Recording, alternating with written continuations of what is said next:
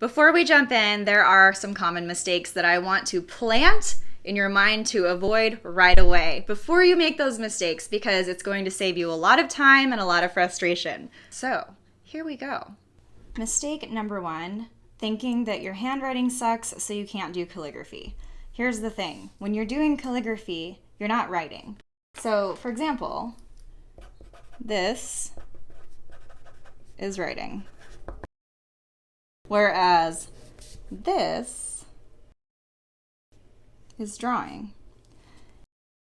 You can see that I lifted my pen. I was very intentional with where I was placing what. I was thinking about structure and format, which we're going to be going over. So this is writing, this is drawing.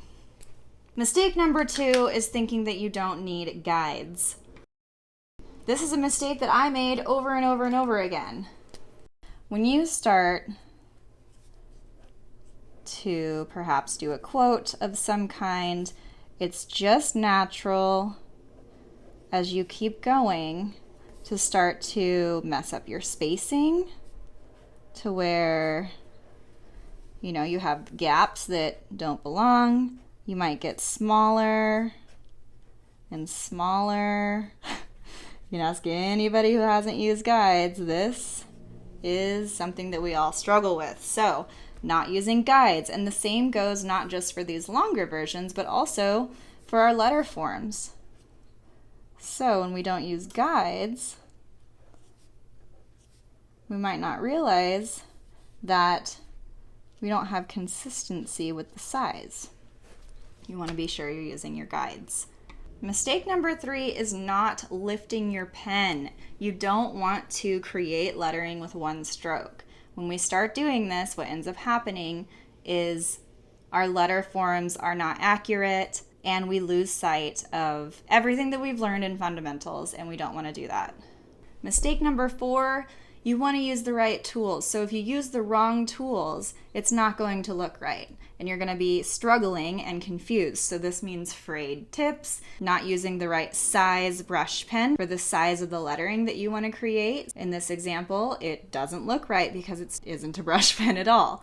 You also don't want to use a chisel tip for modern brush lettering because it's a totally different type of calligraphy that uses that kind of pen. Mistake number 5, do not ever want to write perpendicular against the paper because you will ruin your brush tip and it will not be effective in thin upstrokes and thick downstrokes. You just will lose all that pressure sensitivity. Lastly, mistake number 6 is to avoid using the basic strokes. We will be getting into these, don't you worry about it, but I can't emphasize enough how important this is. When we learn the basic strokes, we learn how to use our brush pens correctly and how they will effectively create weight lines on our letters. So for example, if I do